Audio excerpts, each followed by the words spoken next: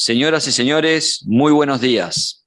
Nos complace darle la más cordial bienvenida a todos los presentes para participar en el webinario Alimentos y Bebidas, cómo comerciar en el contexto de crisis.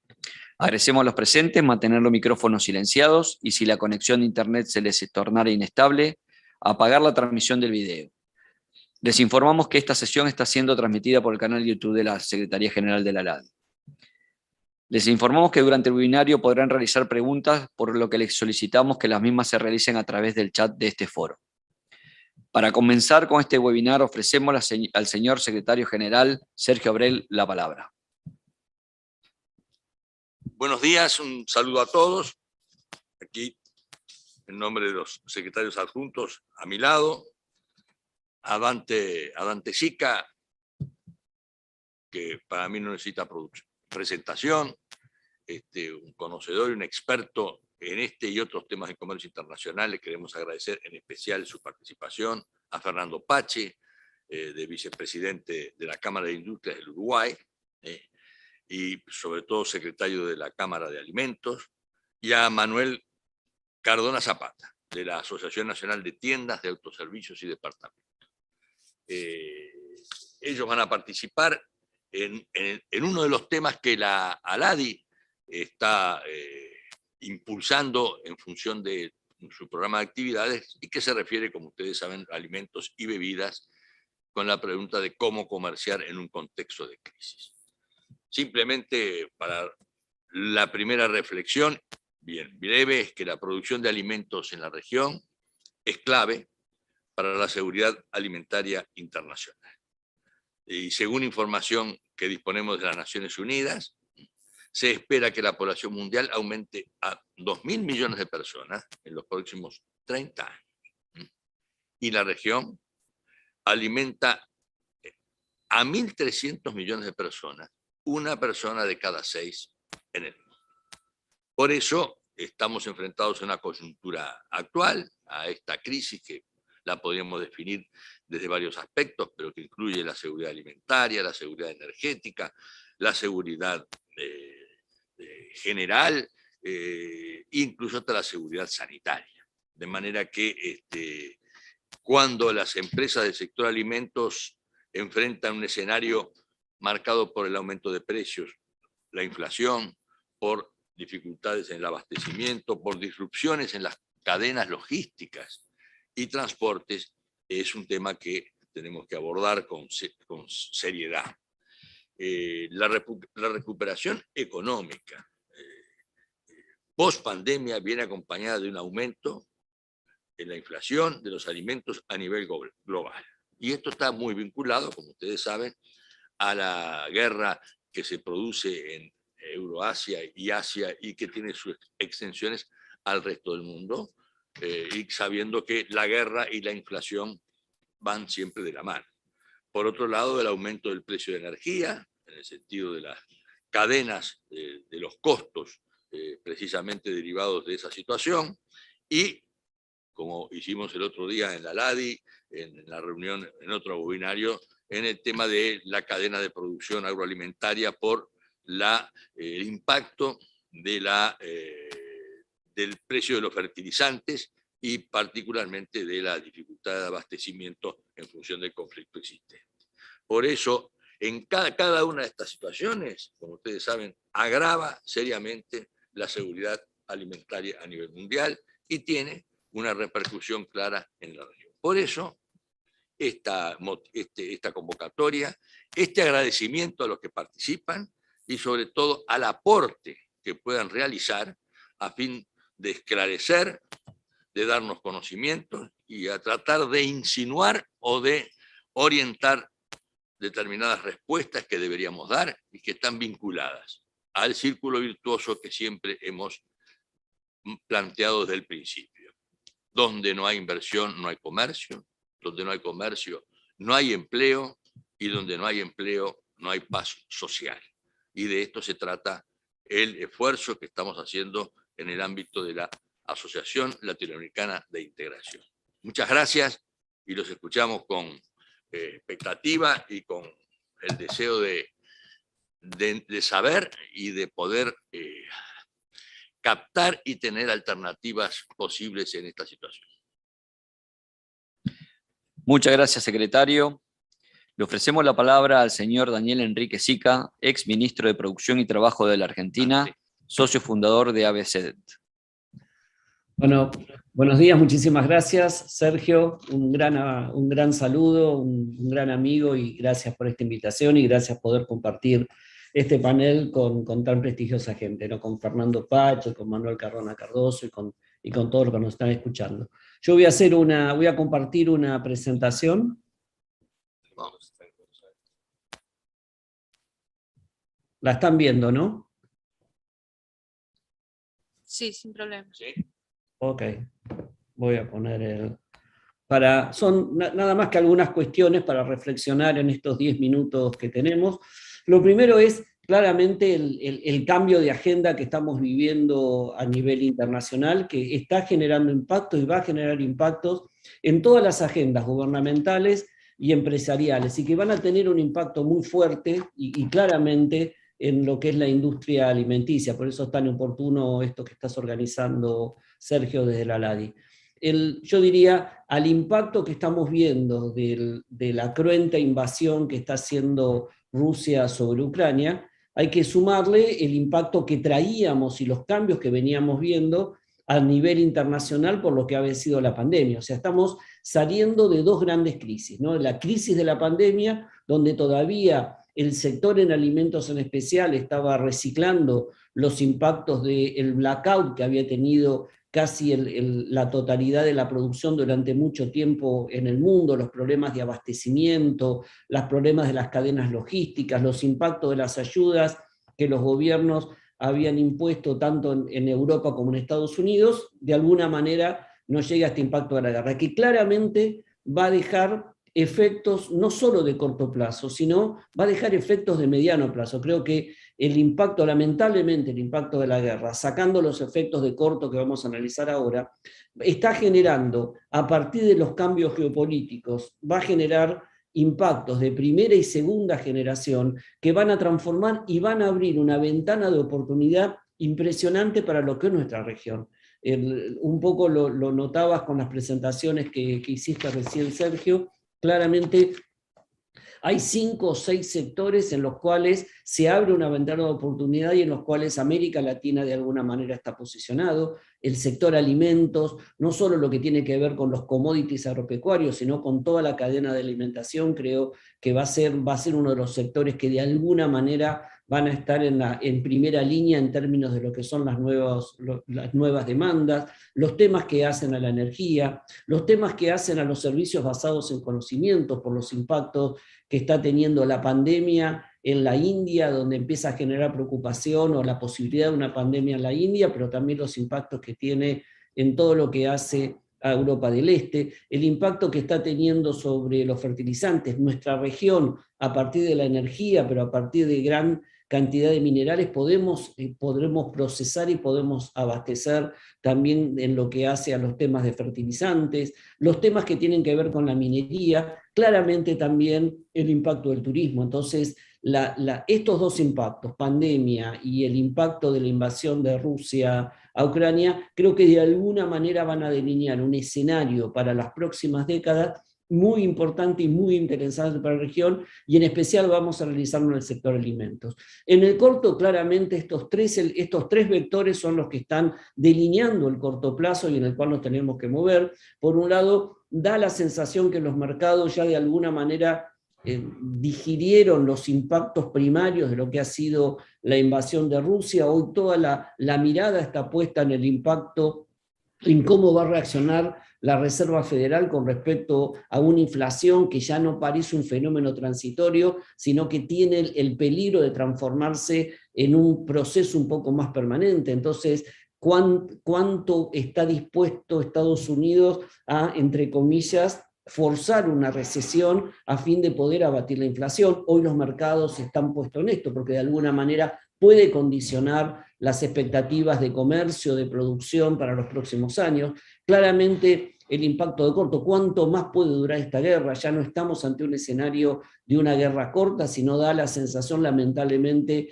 que estamos ante una guerra más larga, que, insisto, va a generar cuestiones y genera cambios geopolíticos en el sector alimentos, en el sector energía, pero que también en el corto plazo de alguna manera está adhiriendo al panorama.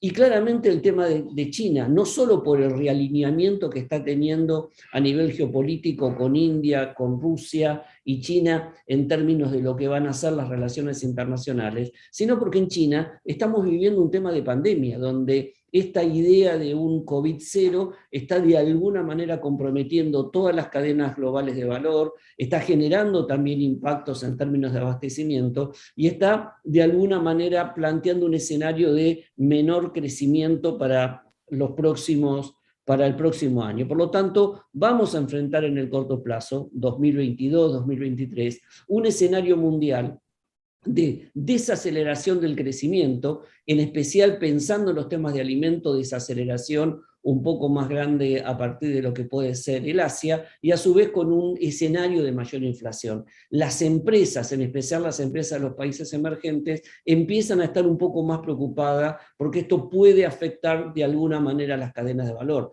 Tenemos que empezar a acostumbrarnos a gestionar, por lo menos en el corto plazo, un contexto un poco más duro en términos de recuperación, de volúmenes de comercio, de crecimiento de los países, en especial una mayor desaceleración en los países centrales, y a su vez convivir con procesos inflacionarios que en la medida que no tengan de alguna manera un ataque mucho más directo por parte de las reservas de los bancos centrales de los países, quizás se puede transformar en un fenómeno un poco más permanente en los próximos años.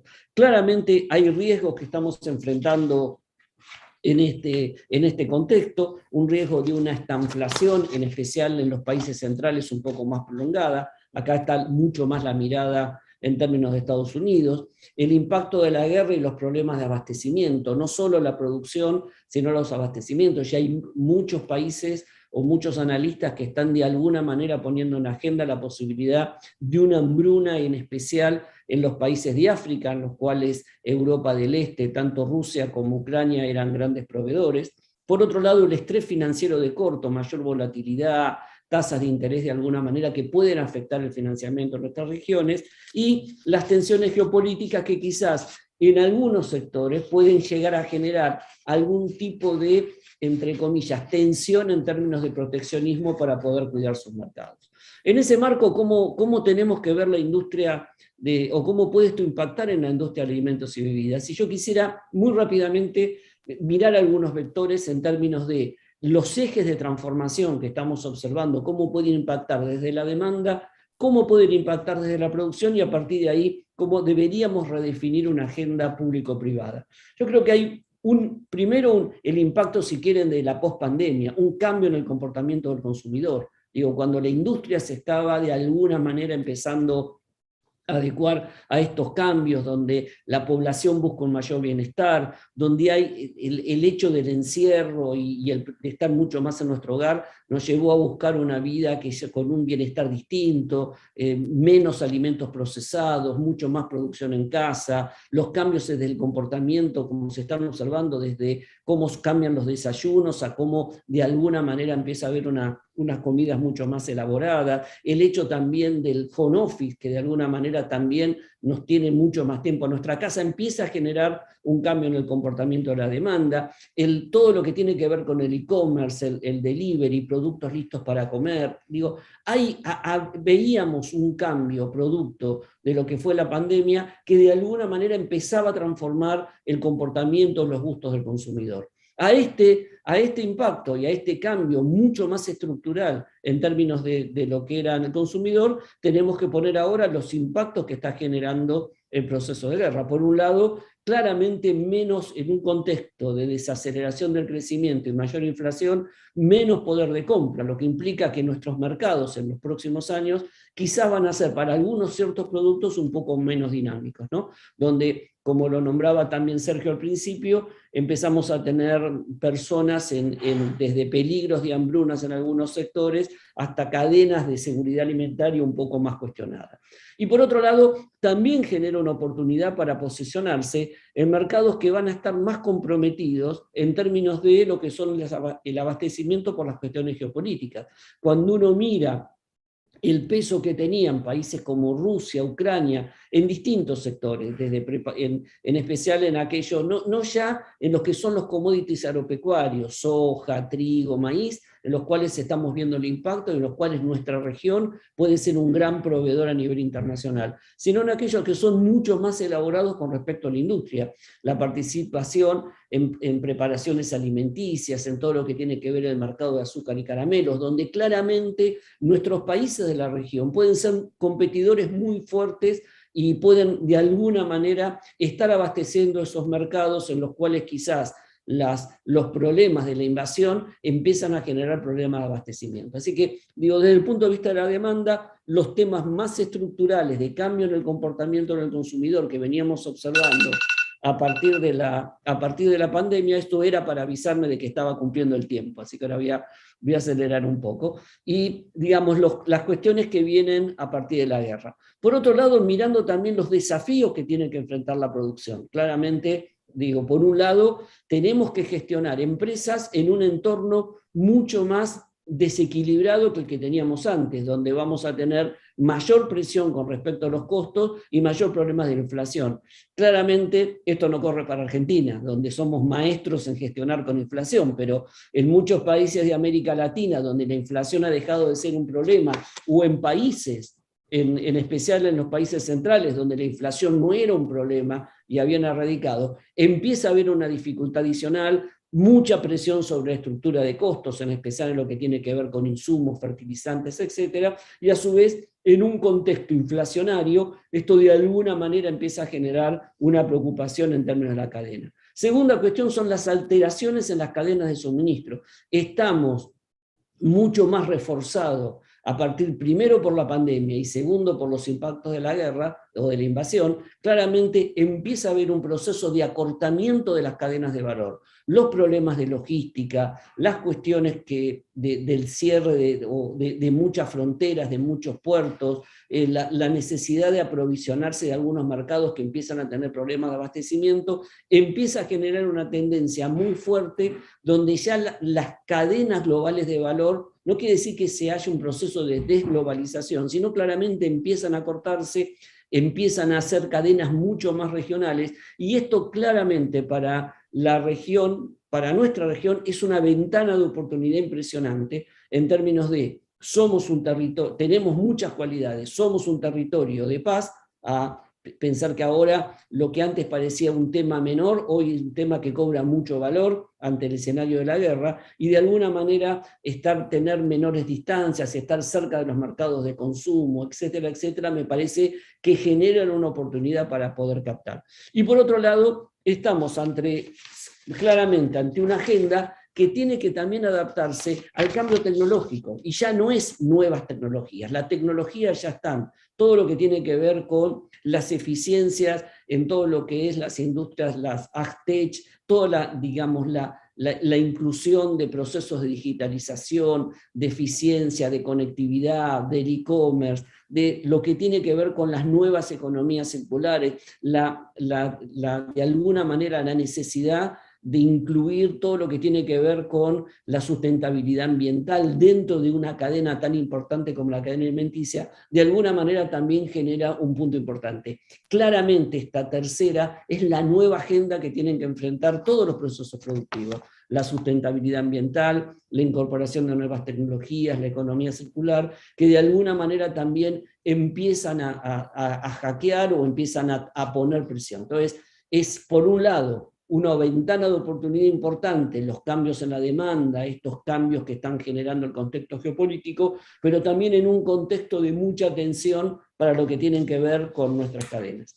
Y por último, creo que de alguna manera esto tiene que generar en especial en estos tiempos de crisis, una nueva agenda público-privada. Creo que acá los gobiernos que en general, lamentablemente los gobiernos, y en especial en América Latina, con excepciones, siempre vienen corriendo atrás de los acontecimientos, de alguna manera me parece que tienen que apoyar a esta industria para poder dar definitivamente un salto exportador que nos ponga en un lugar como industria alimenticia mucho más protagónico en términos de generación, agregación de valor y de alguna manera de poder aprovechar estas oportunidades. Y en especial las pymes, que son las que tienen que de alguna manera superar las barreras más importantes. Por un lado, todos los temas que hacen a conexión, las plataformas de interacción, todo lo que tiene que ver con identificar las empresas, liderar para poder generar nuevas alianzas, todo lo que hace el posicionamiento en términos de búsqueda de oportunidades de inversión. Por otro lado, lo que tiene que ver con la calidad, hay que trabajar muy claro en tratar de tener marcas locales, cuestiones que tienen que ver, interpretar las nuevas demandas de los consumidores en términos de gustos, en términos de lo que hace a las nuevas demandas por parte de estos consumidores, todo lo que tiene que ver con certificaciones internacionales, muchos temas de acceso que de alguna manera tienen que generar. Y por último, todos los temas de logística, trabajar en una agenda donde nos permita ser muchísimo más eficientes. En la región tiene costos de logísticas muy altos y esto de alguna manera tiene que mejorar. Creo que la región tiene una oportunidad interesante, Mercosur tiene una oportunidad interesante, creo que tenemos que hacer un esfuerzo muy grande en los países que estamos en el Mercosur para poder acelerar la firma del acuerdo internacional Mercosur-Unión Europea, que de alguna manera nos transformaría para los 4 países de la región en proveedores privilegiados, ¿no? Y de alguna manera también aceleraría la posibilidad de alianzas entre empresas europeas y empresas de la región para poder aprovechar las oportunidades de este mercado que se abre. Creo que, como en todos los contextos de crisis, siempre existen fuertes oportunidades. Creo que para la región, y en especial para el sector alimentos, se abre una ventana de oportunidad muy importante para la próxima década, pero claramente la región tiene desafíos que superar. La distancia que siempre de alguna manera nos ha jugado en contra, me parece que ahora puede de alguna manera ser un aliado a nuestro favor, ser un territorio de paz, tener los principales productos que la demanda del mundo de alguna manera va a estar buscando, en especial en lo que hace a seguridad alimentaria. Y por otro lado, la región en los distintos países ha generado una industria alimenticia muy importante, que quizás le ha faltado la escala y la perseverancia como para poder dar el salto exportador, y creo que en este momento es importante. Para esto es importante el trabajo que está haciendo la LADI, pero para esto también es muy importante que los países de alguna manera modernicen su agenda y acompañen en esta agenda, ya no solo atacando los problemas, si quieren, de una agenda del siglo XX en términos de inflación, crecimiento, regulaciones, sino también adaptándonos a la nueva agenda del siglo XXI que nos pone con las nuevas tecnologías, el e-commerce, y de alguna manera un desafío mucho más importante. Así que creo que tenemos mucho trabajo para hacer y ahora dejemos a los actores principales que nos puedan dar su opinión. Muchísimas gracias, Sergio, y muchísimas gracias por poder transmitirle estas palabras en esta mañana. Muchas gracias al señor Dante Enrique Sica. Ahora le ofrecemos la palabra al señor Fernando Pallé, vicepresidente de la Cámara de Industrias del Uruguay y secretario de la Cámara Industrial de Alimentos. Buenos días a todos. Si me permiten compartir pantalla, por favor. Bien, ante todo, muchísimas gracias al doctor Sergio Abreu y a todos los integrantes de este foro. Y bueno, aquí por parte del Uruguay, un tema muy interesante en esta semana de los alimentos y bebidas del programa Conexión Empresarial. Bien, aquí les mostraremos un poco el contenido del trabajo que hemos realizado en la caracterización del sector de alimentos envasados en el Uruguay, las dificultades en la coyuntura actual y qué ofrece el Uruguay para la industrialización y comercialización de los alimentos. En el presente informe, la industria de alimentos incluye las actividades de procesamientos y conservación de frutas y vegetales, elaboración de aceites, grasas de origen animal y vegetal, productos lácteos, elaboración de harinas, de trigo y otros productos de la molinería y cereales, molinería en general, aceites de arroz, productos de panadería, elaboración de azúcar, cacao, chocolates y golosinas, aunque quedan excluidos de este análisis las ramas que se dedican a la producción de carne y derivados, fiambres y chacinados, pollos, procesamiento de pescado, alimentos para animales, bebidas alcohólicas etc. Caracterización del sector de alimentos envasados en el Uruguay. Bueno, la producción de la industria de alimentos envasados alcanza un valor cercano a los 3.900 millones, representando un 27% del valor bruto de producción de la industria sin la refinería. La caracterización del sector de alimentos envasados, evolución del Producto Bruto en alimentos en millones de dólares. Como podrán ver, el año 2014 fue un año pico, y del año 2014 a la fecha ha ido de alguna manera involucionando, ha ido bajando. Aún así, motivo, por supuesto, del 2020 y 2021, con motivo de COVID, evidentemente son años claramente en contra, y en este momento comenzamos nuevamente a repuntar. Igualmente nos ubicamos un 15% por debajo de los registrados en el año pico del 2014. El valor agregado bruto, como dice bien la pantalla, el concepto asimilable al PIB o PBI, ronda los 1.300 millones de dólares y se compone de las remuneraciones, utilidades empresariales, las amortizaciones, los intereses financieros y el impuesto a la renta de actividades económicas. Para que vean cómo se caracteriza el sector de alimentos envasados en el Uruguay, en esta gráfica, productos diversos alimenticios, los productos lácteos, los productos de molinería, panadería, no alcohólicos, pastas y fideos, aceites, grasas de origen vegetal y animal, frutas y vegetales, productos de azúcar, cacao, chocolates y confitería. Tienen una participación de las diversas ramas de valor agregado bruto de la industria alimenticia en el Uruguay. Las exportaciones ascienden a 1.200 millones de dólares y representan el 18% del total de bienes exportados por el país, y un 25% de las actividades industriales, en ambos casos, por supuesto, excluyendo las exportaciones de las zonas francas que existen en el Uruguay. En materia de caracterización del sector de alimentos envasados en el Uruguay, los principales destinos de exportación en el año 20 fueron China, Brasil, México, Argelia, con una evolución del comercio exterior que, como se verá, tiene una evolución en millones de dólares y con un saldo positivo, demostrando claramente que el Uruguay tiene una fuerte intervención en las exportaciones de los alimentos en sus exportaciones, o sea, de los alimentos en sus exportaciones.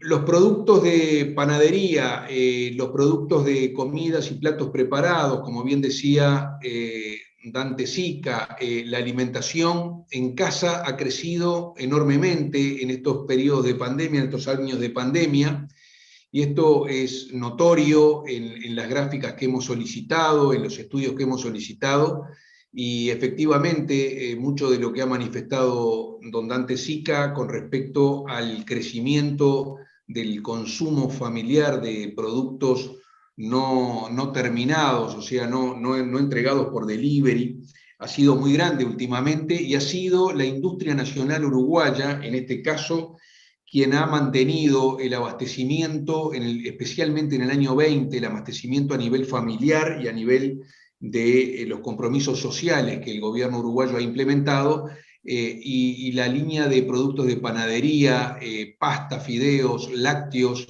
y productos de molinos harineros como aceites y grasas han sido, aparte del arroz, productos muy importantes en el abastecimiento nacional durante el periodo de la pandemia, y básicamente han sido todos productos de la producción nacional uruguaya. La caracterización del sector de alimentos envasados en cuanto a su mano de obra o en cuanto a su empleo, y bueno, las microempresas se destacan, empresas que van de 1 a 4 o 5 personas en un 68%, las pequeñas empresas con hasta 19 personas no son más del 25%, y las empresas con más de 100 personas no son mayores al 5%. Las empresas más grandes, evidentemente, no superan el 1%, con más de 100 y tantas personas. Algunos casos de éxito que podemos contar, y voy un poco corriendo por los tiempos marcados. El Uruguay tiene casos destacados de éxito, especialmente de exportación, utilizando todas las digamos, ventajas que el país tiene para poder procesar diferentes materias primas industriales y poder reexportar las mismas. Un caso exitoso y muy conocido es el caso de la firma Nestlé con la firma Starbucks, que se ha dedicado a la elaboración de este producto en el Uruguay y es una de las mayores exportadoras del rubro de café. Esto está basado en las oportunidades que tiene el Uruguay para poder industrializar alimentos y exportar los mismos terminados. Es el mismo caso que tiene la industria del cacao, que se dedica a la importación de materias primas de origen africano principalmente para agregarle valor agregado, agregarle valor aquí en el país y poder atender la parte industrial o todas las industrias de la región y otras partes del mundo, como así también las tripas de colágeno han sido tres casos muy destacados de los últimos años que podemos mencionar en el Uruguay. Ahora también tenemos dificultades y no son pocas. Dante ya comentaba alguna de ellas, la crisis de los contenedores. Tenemos un problema logístico muy importante, más allá de que tenemos un puerto maravillosamente ideal para todo lo que es ingreso y salida de mercadería, tenemos grandes dificultades puesto que no llegan los barcos, por un lado, en la cantidad que uno requiere o que requeriría el país, y también tenemos que cuando llegan no tenemos la suficiente cantidad de contenedores. Esto pasa en un contexto mundial, es una realidad mundial lo que sucede en China. Previo a la pandemia empezó esta problemática de logística y de encarecimiento de los fletes de una manera muy importante. Y por otro lado, tenemos la disminución de la llegada de estos barcos y por otro lado tenemos también la demora de las frecuencias marítimas. Esto ha encarecido enormemente el valor de los productos finales y acá tenemos un tema en el cual todos debemos trabajar para resolver o para intentar resolver o acercar alguna solución a esta problemática porque la capacidad de elaboración de la pequeña y mediana industria en el Uruguay en materia de alimentos existe, hay voluntad de hacerlo, pero si después no hay cómo sacar la producción, cómo realizar la parte logística de salida o de llegada de las materias primas, estamos en un cuello de botella importante. Hoy por hoy, estas dificultades coyunturales que estoy de alguna manera mencionando con respecto al tema de los fletes y de las faltas de contenedores para realizar estas exportaciones, influyen enormemente en contra y aumentan enormemente los precios.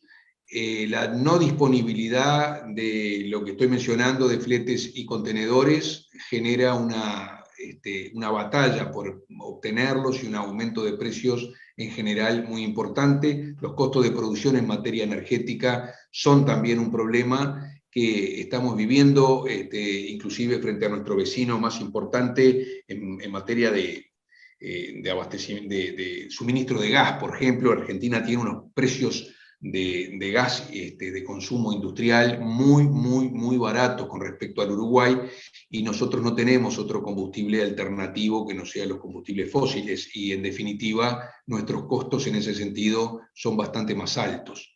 El acceso a los mercados externos, bueno, tenemos un gobierno que está trabajando enormemente para poder abrir y tratar de abrir, ya sea en conjunto con Mercosur o en forma independiente, por la necesidad que tiene el Uruguay de poder colocar sus productos en el exterior. Es otra de las dificultades de la actual coyuntura que debemos resolver entre todos. Por otro lado, queríamos comentar cuáles son las ventajas o cuáles son las oportunidades que el Uruguay puede ofrecer al día de hoy. La ley de promoción de inversiones es muy interesante, las devoluciones de impuestos en ese sentido, la admisión temporaria, que es un un elemento muy, muy importante para la importación de productos, en donde el capital de inversión para impuestos es muy, digamos, no es tan necesario frente a una operación de drawback, por ejemplo. El acceso a mercados con preferencia arancelaria. Tenemos todo el Mercosur, tenemos México, la Comunidad Andina, Chile, son mercados con los cuales tenemos acuerdos, y eso es importante para destacar frente a producciones que puedan venir de otros mercados extrazona. La devolución de tributos a la exportación, un régimen de azúcar industrial que no paga impuestos para la elaboración de productos alimenticios frente a los impuestos que podría pagar este mismo producto para el consumo familiar. La ley de zonas francas, el régimen de puerto libre, la decisión 33 de certificados derivados, en donde se puede utilizar perfectamente productos originarios de los países del Mercosur y, digamos, teniéndolo en zona franca, la reexportación sin perder origen. Todas estas son algunas de las ventajas, entre otras, que el Uruguay ofrece al día de la fecha, al día de hoy, para poder promover sus exportaciones y su producción nacional uruguaya. Bueno, básicamente era un poco corriendo. Esto es la presentación que hemos elaborado. Nuevamente muy agradecidos, y ahora voy a tener que inclusive pedir disculpas porque es muy posible que me tenga que retirar antes de la última presentación de algunos de nuestros colegas aquí, porque tengo otro compromiso sobre el mediodía, y les deseo a todos mucho éxito y muchísimas gracias nuevamente por habernos dado la oportunidad de estar en esta presentación, en este foro con todos ustedes.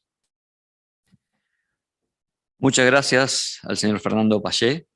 Ahora le damos la palabra a Manuel Cardona Zapata, Asociación Nacional de Tiendas de Autoservicio y Departamentales de México. Hola, ¿qué tal? Muy buenos días a todos. Manuel Cardona, de la Asociación Nacional de Tiendas de Autoservicio y Departamentales. No sé si me dan oportunidad de compartir. Ahí se ve, ¿verdad? Sí, perfecto, se está viendo perfecto. Súper. Adelante, por favor. Ok, les platico un poquito de quién es la ANTAD y de ahí que nos lleve al tema que realmente nos ocupa. Es importante en la misión entender un poquito el ADN nuestro, no ser una organización de servicio que, si bien de origen representamos los intereses del sector detallista, del sector retail, siempre vamos de la mano con nuestros proveedores, pensando en una economía de mercado y siempre con responsabilidad social. Es un poquito la estructura asociativa de la ANTAD. Tenemos 3 grandes formatos: tiendas de autoservicio, tiendas departamentales y tiendas especializadas, en donde encontrarán una mezcla de diferentes formatos: tiendas de conveniencia, especializados en abarrotes, cadenas de farmacias, de papeleras. Ahí hay una mezcla entre tiendas que se dedican a la venta de ropa, de zapatos y de accesorios para el vestido. Y en otros, pues hay una mezcla ahí bastante variada, ¿no? Vemos formatos que se dedican a la venta de alimento para mascotas, otros que se dedican para la remodelación y mantenimiento de las casas, como es un Sodimac, como un Home Depot, y bueno, allá hay otros formatos. Todo esto, ¿qué quiere decir? Son 46,000 tiendas a nivel nacional. En metros cuadrados de piso de venta exclusivamente son 22, en miles de millones, 22. Y empleos directos se generan 611,000. En México, cada empleo directo que se genera en este sector genera indirectamente 5, por cuestiones de seguridad, logística, limpieza, en fin. Entonces, somos un sector importante, y aquí vemos lo que representamos en el Producto Interno Bruto. La ANTAD es el 3.2, el sector comercio vale el 17%, y ya del comercio en general somos el 15.6%, y aquí remarcamos en rojo una cifra conservadora de la economía informal del 22%, número redondo, pero que realmente esto es mayor, se cree que es cerca del 50%. De las ventas nacionales al menudeo, la asociación representa el 42.3%, y bueno, hay un 57.8% que incluye a mercados públicos, tiendas de abarrotes y comercio moderno de un par de cadenas que no están asociadas a la ANTAD.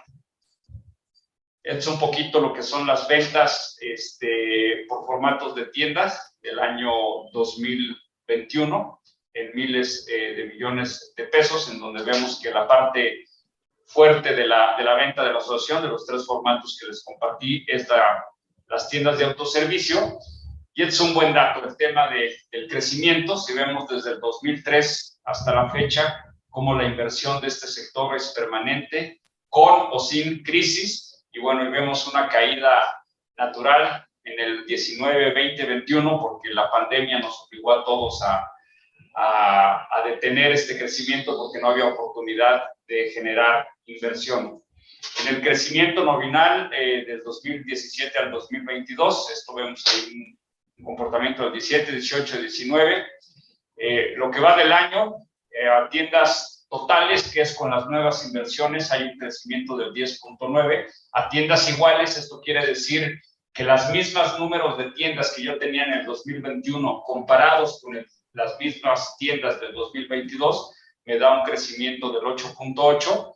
El acumulado anual que hasta el momento se tiene es de 15.8, pero lo que se tiene proyectado durante el resto del 2022 es de 7.1 y de 4.3 a tiendas totales.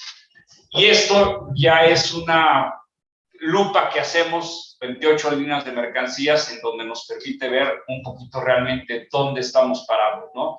Si bien el crecimiento total de la ANTAD es del 10.9, que viene hasta acá arriba, aquí vemos un pequeño desglose que es un referencial importante para nosotros y para las mismas autoridades, en donde en el tema de supermercados, pues vemos que con excepción de abarrotes no comestibles de carnes, pescados y mariscos, todo está teniendo un crecimiento por encima del crecimiento que tiene en la generalidad del sector del 10.9, pero aquí sobresale el tema de carnes, pescados, mariscos, en donde empieza a ser un foco de alerta, un foco rojo para nosotros de que algo está sucediendo en el consumidor que no está teniendo acceso a estos productos.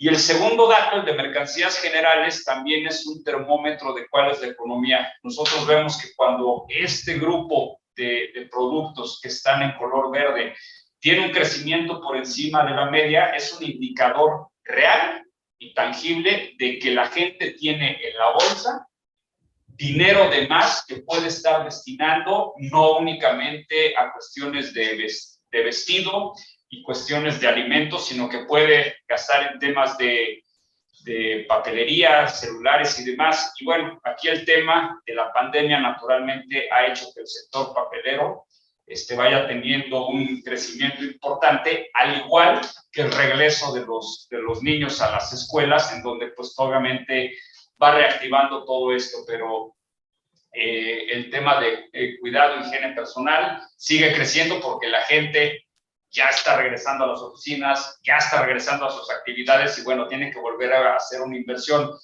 Este dato, el de cuidado de higiene personal, durante la pandemia tenía un decrecimiento en función del crecimiento de todo el sector, pues porque la gente atendía vía Zoom la mayoría de las reuniones y bueno, no hacía este tipo de inversiones. Igual el sector farmacia, bueno, nos empieza a ver cómo hay una decaída de 8.4, cuando antes, durante la pandemia, era de los indicadores muchísimo más elevados. Y el tema de ropa y calzado, que bueno, nos muestra que la gente está comprando cuestiones para vestir, para calzar, lo cual nos habla de un regreso poco a poco y a paso muy cauto a la normalidad. Pero prácticamente, para no repetir, porque ahorita que escuchaba a nuestros colegas de Uruguay, pues prácticamente hubiera agarrado su lámina, lo hubiera pegado aquí y hubiéramos hablado exactamente de lo mismo. La pandemia, ¿qué nos generó? Cierre de fronteras. Todo esto pues trae aumento en los costos de energía, del tema de los combustibles.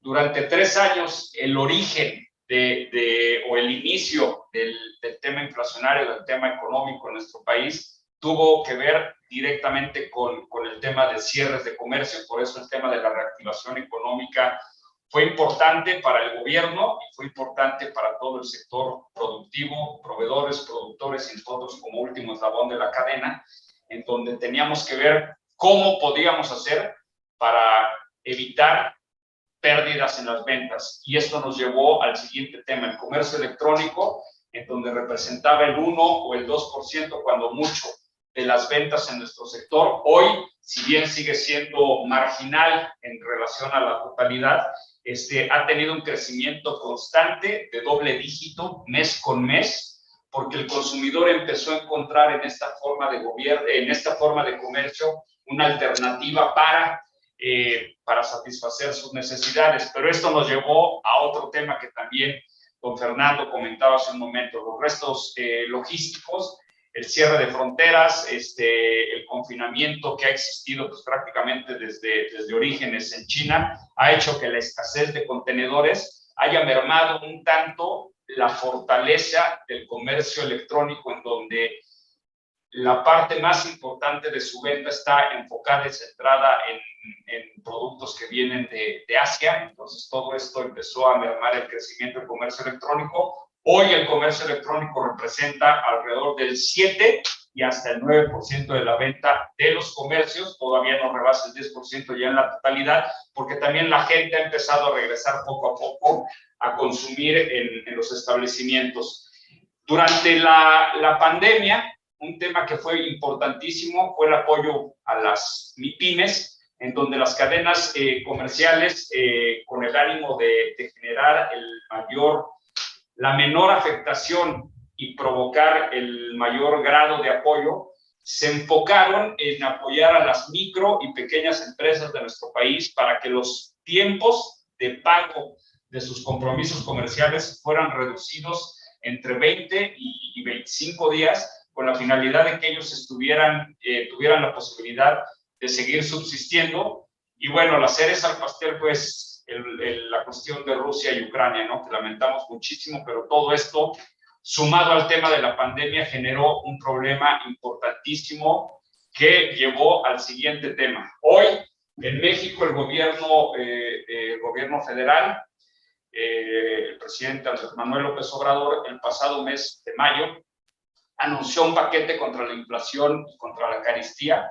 Es importante mencionar que este programa no es un mecanismo de control de precios. Naturalmente, la iniciativa privada no cree en los controles de precios y afortunadamente, a pesar de tener un gobierno actual de izquierda, ellos coinciden en que el control de precios no es una salida, y se generó este paquete contra la inflación, en donde es un esquema voluntario, colaborativo, pensando en el beneficio de los consumidores, en donde el gobierno federal, proveedores y cadenas comerciales, considerando sus diferentes capacidades, tamaños y capacidades logísticas concretamente, haremos un esfuerzo para ofrecer 24 productos a la sociedad al menor precio posible. Y ahí viene lo que integra una canasta básica, y digo entrecomillado canasta básica porque en México no existe, pero está medido que estos productos son los de mayor sensibilidad para las familias que menos tienen. Entonces está el maíz, el arroz, la leche, el aceite, huevo, tortilla, atún, sardina, en fin, ahí lo pueden ustedes ver.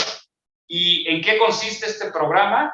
Que las cadenas comerciales con los proveedores y con los productores, de estos 24 productos, eligen una marca. Por ejemplo, de los 2,000 o 3,000 productos de arroz que existen en proveedores, productores y demás, tratamos de elegir uno. Cada cadena en lo individual se pone de acuerdo con sus proveedores. ¿Para qué? Para ver cuál es el menor precio al que lo pueda poner a disposición del consumidor. Entonces, cada cadena comercial empezará a identificar un carrito, una canasta durante este mes y hasta 6 meses adelante, en donde cuando vayamos a las tiendas, pues vamos a poder ver, identificar, independientemente de la gran variedad que puede existir de frijoles, de arroces y demás, un producto en donde prácticamente el margen de utilidad es cero, y con esto el gobierno, si bien está consciente que no se va a resolver el problema de la inflación, sí se está consciente de que por lo menos se va a paliar algo de la afectación que tienen las familias con menores recursos.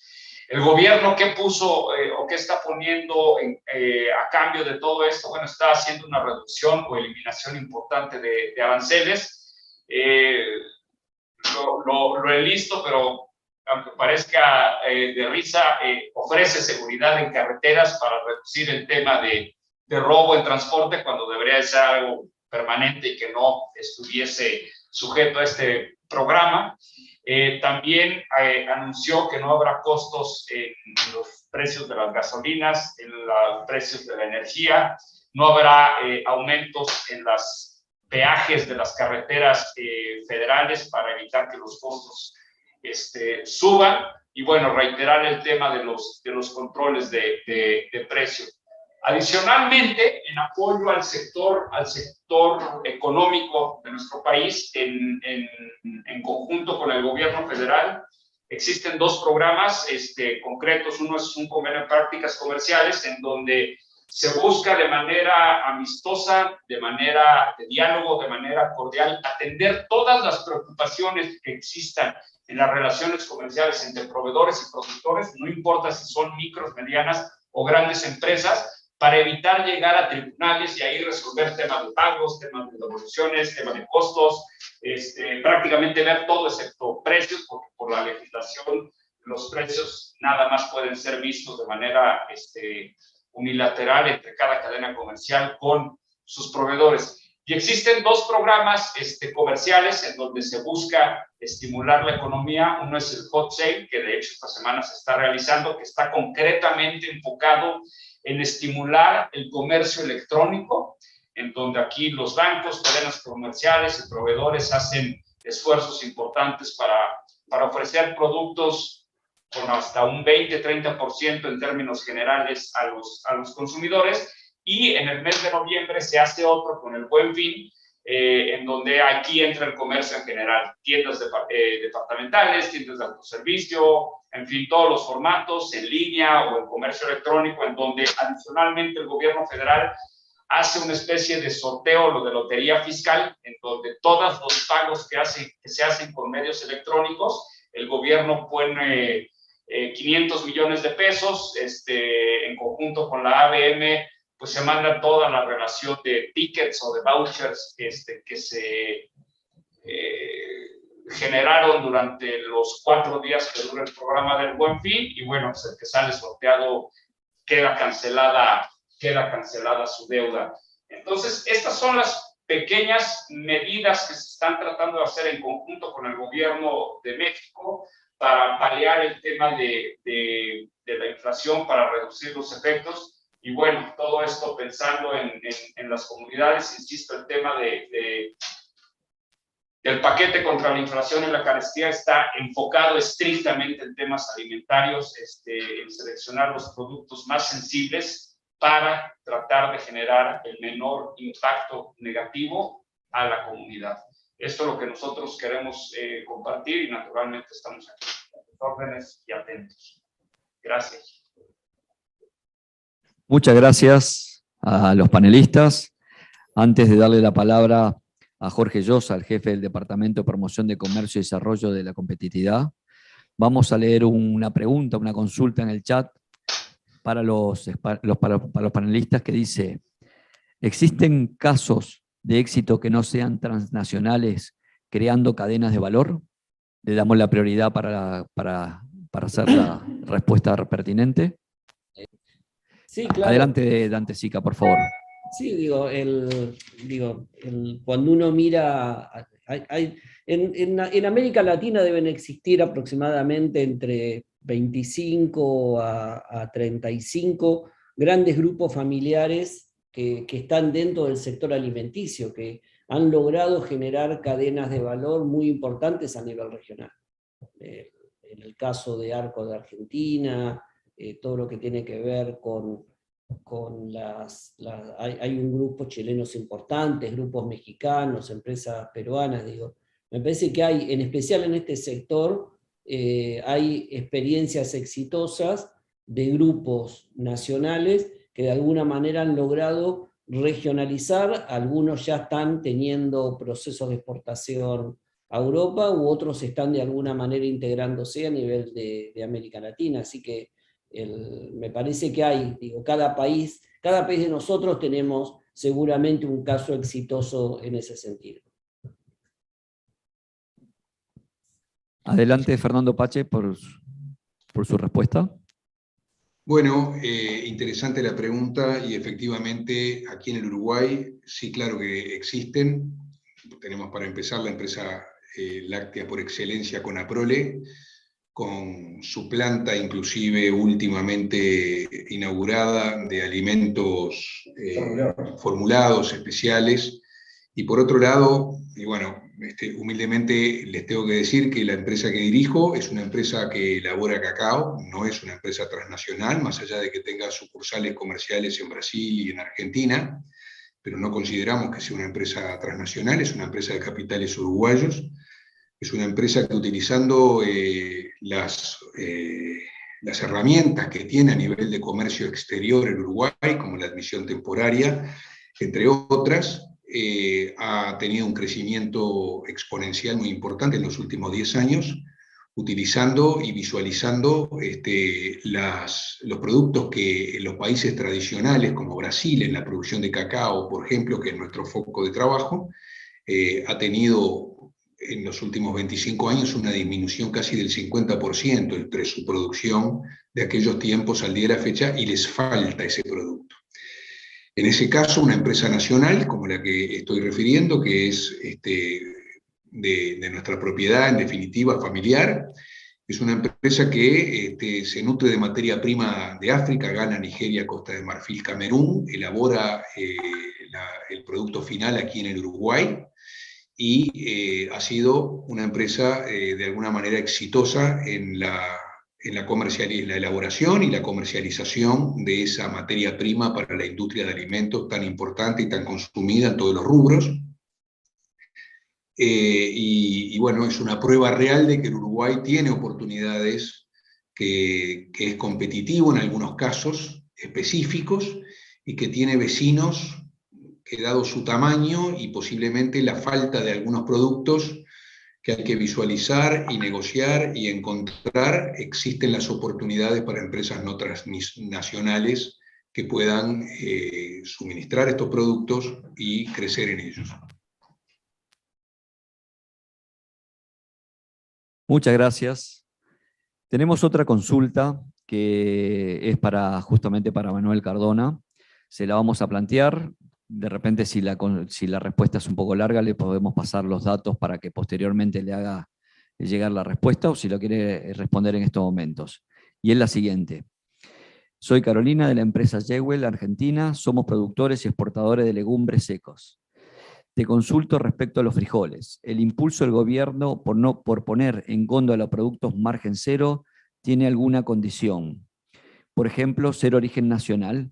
¿Cómo crees que esto afectará a las importaciones de frijoles mexicanas? ¿Crees esto pueda favorecer el comercio con Aladi, Argentina particularmente? No sé si Manuel Cardona quiere responder ahora o prefiere después contestarle. No, con mucho gusto. Ahora, adelante. Fíjate que es curioso. Normalmente, cuando hay este tipo de medidas, suelen ser en un tono de proteccionismo. Esto es tratar de privilegiar y beneficiar a la producción nacional. Pero el tamaño de la urgencia de atender al sector económico de menor recurso ha llevado al gobierno a eliminar aranceles, eliminar cuotas, abrir cupos. Esto es lo que trato de decir es, no importa si el producto es nacional, no importa si es de marca líder, si es de marca propia de las cadenas comerciales, si es importado. Ahora sí que el nombre del juego es ofrezcamos el menor precio posible en todos los productos, y la petición muy puntual a nuestro sector en conjunto con los proveedores es: de toda la gama que puedas tener de frijoles, selecciona uno para que ese uno sí o sí esté por debajo lo más posible, no importa que el resto de los productos similares de frijol o de cualquier otro estén en su precio de mercado, en su precio regular, pero sí el compromiso que sea uno. Entonces, si para lograr este objetivo lo tengo que hacer echando mano de la producción nacional o de las importaciones, ahora sí que es bienvenido. Entonces, creo que aquí, y esa es la pregunta que se hacía, creo que se abre un escenario bastante importante para abrir y buscar en otros mercados y poder paliar esta situación que, insisto,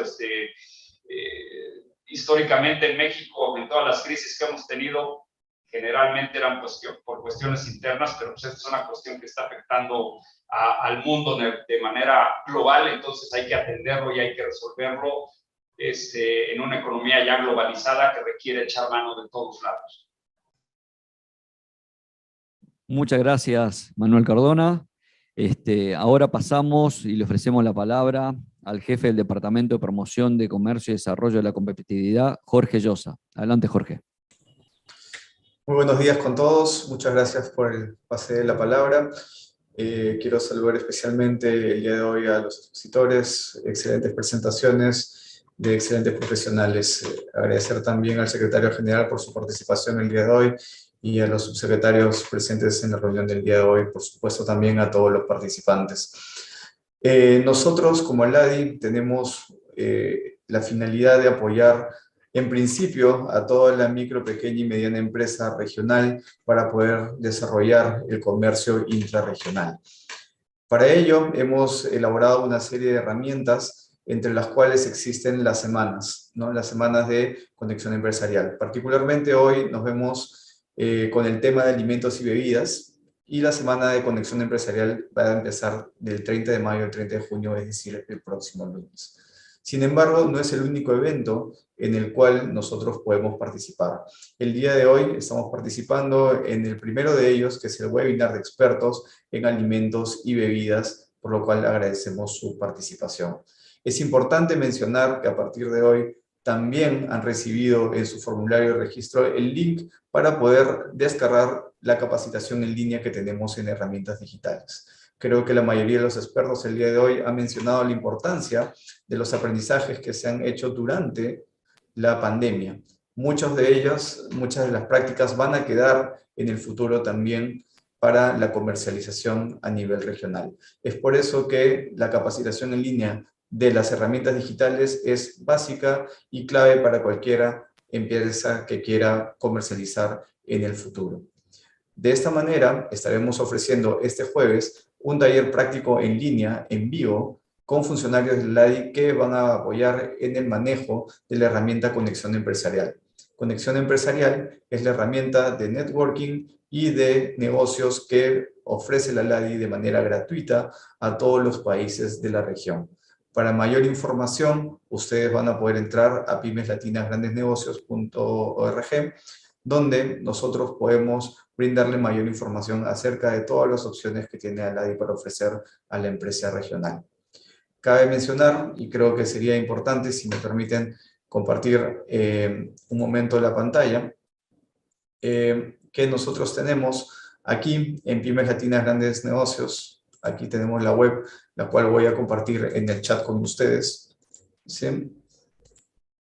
Donde ustedes pueden ingresar al centro de negocios. Dentro del centro de negocios tenemos las semanas y otros eventos. Tenemos aquí los ciclos países, pero es importante el primer botón de semanas de conexión empresarial. Y aquí tenemos la semana de los alimentos y bebidas. Aquí vamos a poder explicar con mayor detalle los objetivos que tenemos dentro de esta semana, además de poder entrar directamente al registro en caso todavía no lo hubieran realizado, o en todo caso también a la nota conceptual en la parte inferior para poder tener más información acerca del sector. Queremos agradecer el día de hoy a las más de 200 empresas regionales que ya se han inscrito dentro de esta semana de conexión empresarial.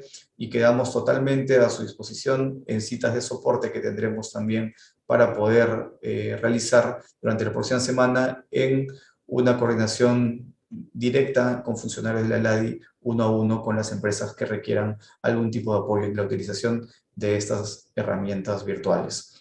Muchísimas gracias nuevamente. Desde el Departamento de Promoción Comercial y Desarrollo de la Competitividad quedamos a las órdenes y solamente reiteramos el compromiso del apoyo a la pequeña, mediana y microempresa regional para que puedan incrementar y desarrollar sus negocios a la interna de los países de ALADI. Muchísimas gracias. Muchas gracias, Jorge. Muchísimas gracias, Jorge. Ahora pasamos para las conclusiones finales, así como palabra del cierre del evento, a la subsecretaria Mónica Martínez. Muchísimas gracias, Pedro. Muy buenos días con todos. Es para mí un honor poder dirigir unas pequeñas palabras, ciertamente no de cierre, no de conclusión, porque sería muy complejo tratar de resumir las ideas de los expertos. Quiero presentar las excusas del secretario general, que acaba de tener una llamada urgente, por eso tuvo que salir de sala. Me ha pedido que por favor les transmita su agradecimiento. Como ALADI estamos muy contentos, muy entusiasmados de el apoyo que recibimos permanentemente de los países a través de la presentación de expertos de la calidad como la que nos acompañan el día de hoy. Sin duda, esto abona para el mensaje que queremos transmitir a la pequeña empresa. Como siempre dice el secretario general, lo que se necesita es generación de empleo, generación de comercio y fortalecer el círculo virtuoso que nos lleva a la paz social. Sin más, reiterar el agradecimiento a nombre del secretario general, de todos quienes formamos la LADI, el subsecretario Ney Fernández, que me acompaña el día de hoy, a los directores departamentales y a todos que hacen posible que esta semana de conexión empresarial sea un éxito. Y bueno, hasta el próximo encuentro de Semana de Conexión Empresarial. Muchísimas gracias y muy buenos días desde Montevideo.